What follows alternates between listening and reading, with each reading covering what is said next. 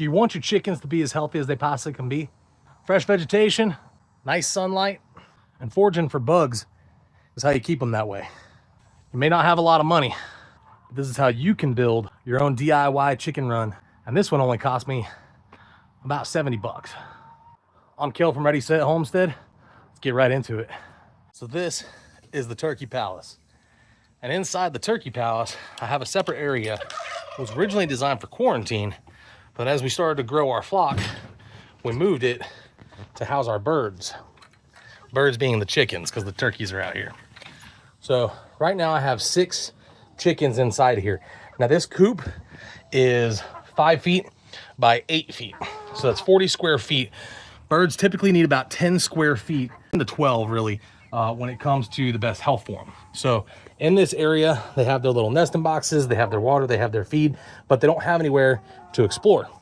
So we want to make a secondary option for them to kind of run around and run, which is going to be that area back there.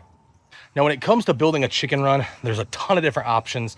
You can build a prefab chicken run coop area. They sell those with companies like Vivor. I actually have a couple videos on the Vivor chicken runs, or you can build your own. Now, I don't have a ton of aerial predators. I do get hawks every now and then, but this area was originally a hoop coop.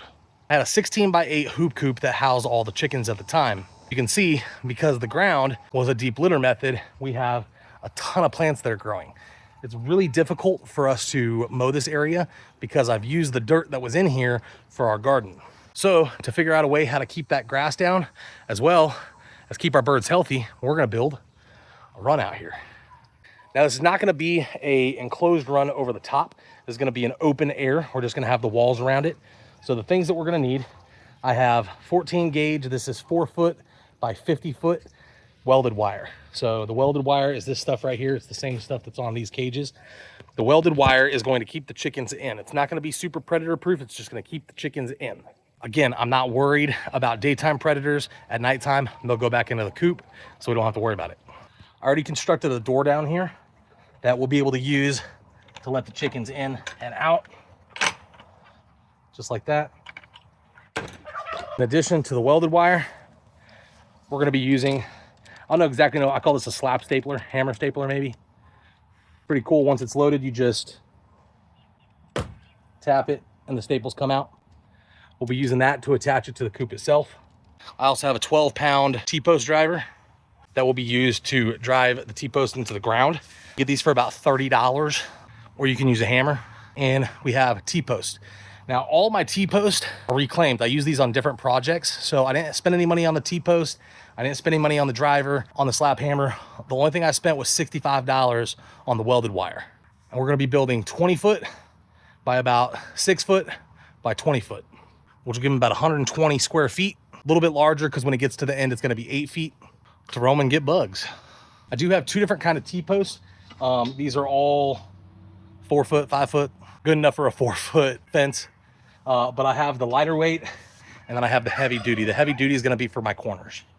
Oh, and then I do have a 100-foot tape measure. You don't need 100 feet. This just works easy for me. Let's go ahead and measure 20 foot out.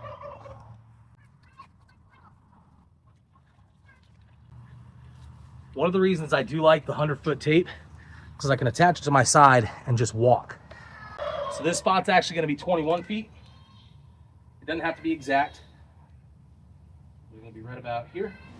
All I'm doing with these T-posts is just marking the spots for them so I know where the corners are. So if you've never used a T-post driver, it's fairly simple. You set your T-post where you want it. You have one open end and one closed end. And we're gonna slide this over the top, like so, in a hole with 2 hands.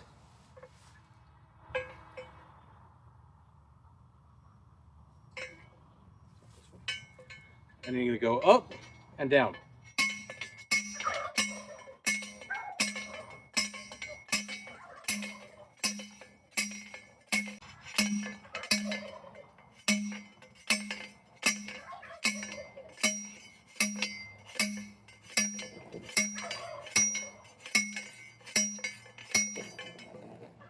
So for this area right here in between, I'm probably not going to put another T-post because it's only about 5 feet, which is how often I'm going to be doing my post.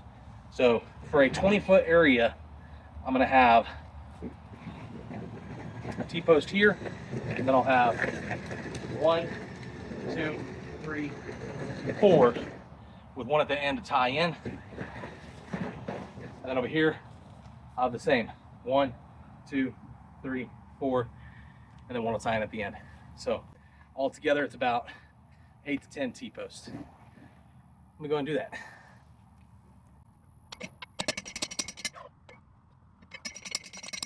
Now, one thing I should mention, if you're using reclaimed, if you got posts like this where it's been bent, get rid of it, don't use it. And these are 4-foot T-posts that are 5 feet long. Basically, down to here, this thing right here is your first foot, which is how far it goes into the ground. So then we have 4 feet above. So because this is 5 foot, it's perfect for me to use to measure out how far they are.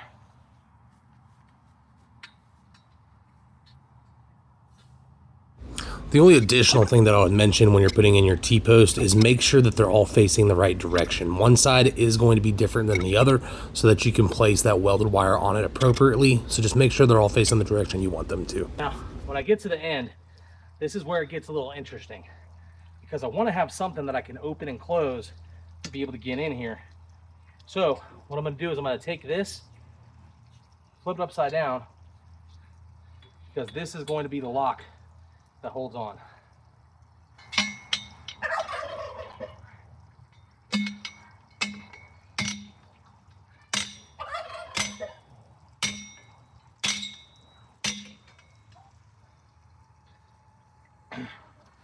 Now this is only going to be temporary, just so that I can attach all the welded wire that I need. So I want to pause it right here just to mention that this is going to change. Projects are going to change. I have done fences like this in the past where I use that exact piece in order to build the fence itself. However, the way that it was set up right here, it's going to change. That gate is going to change. I wanted to show you how I did it normally, but it's going to change. You'll see in just a second. And that's okay. So this next part is my least favorite part of building any kind of welded wire area, and that is actually putting the welded wire up, because this is tightly wound. So as soon as we undo it, it's going to start unraveling. Now you're going to have these pieces. We want to keep these pieces because we're going to use these to tie the welded wire onto the T-post, so don't lose these. If you do lose them, you can always use zip ties. On the welded wire, some of the pieces are going to be curved around to lock it in, so that it doesn't come undone during shipping. And before I do this, I want to make sure that I have this exactly how I want to go. Now the way that this coils is it coils around this way. I want the end here to be opposite. So I'm going to flip this over.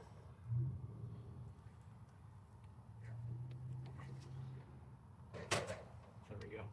So now it's going to open up this way. May not seem like a huge thing, but when you do this often, it makes a difference.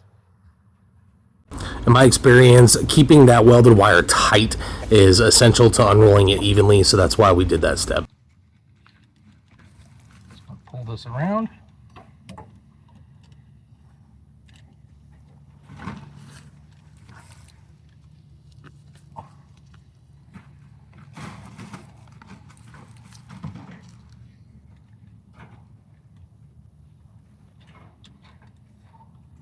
And the way this works is you slap. You might miss it a few times.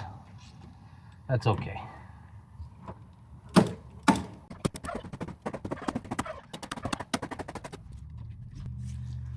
Okay, carry it down. Unrolling the welded wire is the thing that I dislike the most. You can see how I'm just taking it easy on here, making sure I go around, trying to keep it as tight as I can as I go, but we will tighten it up once we start attaching it to the T-post. You can always take a shovel or a rake to stick it through to help pull it out as well. After rolling it out all the way around, you can see I came right back to here. Now we should have extra because it's a little loose. We're gonna go ahead and tighten it up, and I'm not gonna have enough of that metal, so we are gonna be using some zip ties, but we're gonna use the metal that we do have, and I'm gonna show you how you use that when you do it just like this. If you look at the T-posts have these little notches in them. It's not going to fit perfect, but these notches are designed so you can actually take your welded wire and fit them into those notches for a little bit more stability. So we're going to take our wire,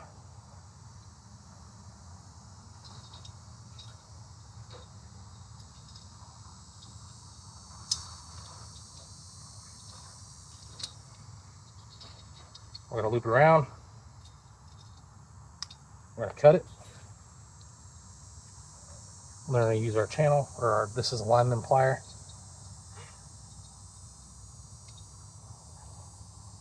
Grab the ends and just twist. Once you get a decent twist on it, you can grab it tighter.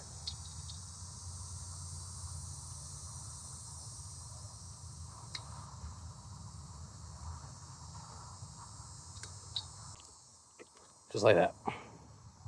Zip ties are much faster. You just take the zip tie, loop it around, and tighten it. Make sure that you put one all the way down at the bottom.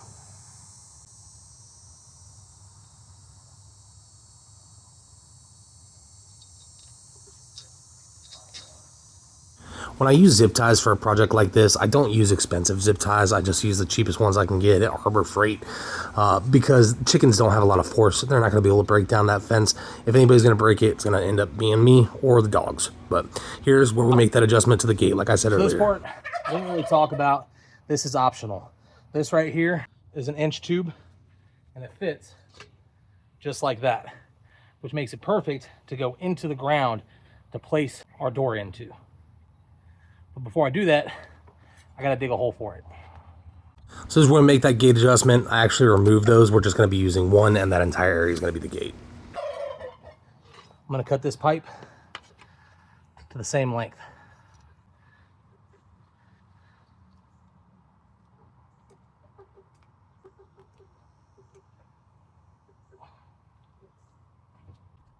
Make sure you backfill that area so the pipe stays in the same spot. Of course, I test it to make sure it's exactly where I want it to be. And then I attach the post to the welded wire. Of course, could have been easier, but just find out where you want it and then go ahead and place it so that you can close your gate.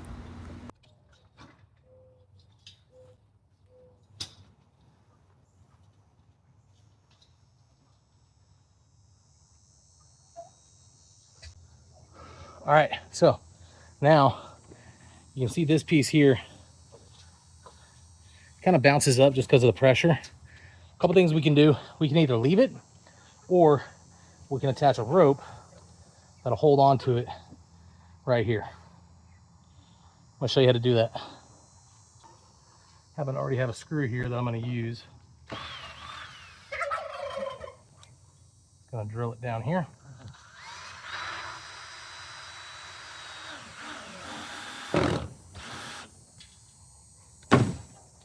Take some twine. Gonna tie a slip knot on one end.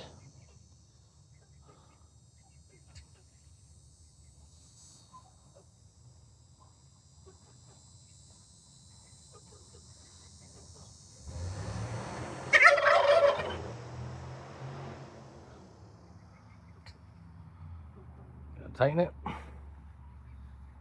Then we're gonna pull where we want it.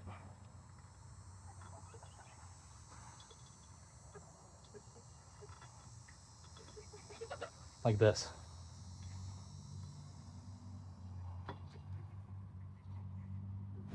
Again, folks, it doesn't have to be pretty. It just needs to be practical. This is what real homesteading looks like. You make a plan. It doesn't go how you wanted it to do, so you have to make adjustments.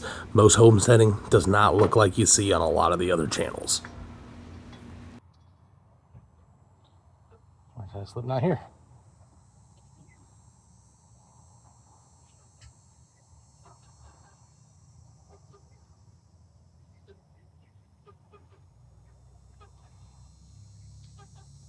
Tie it around.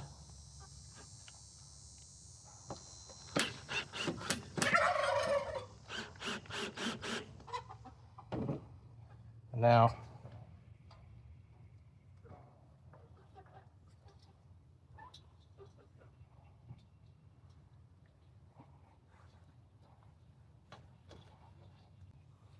We're tight.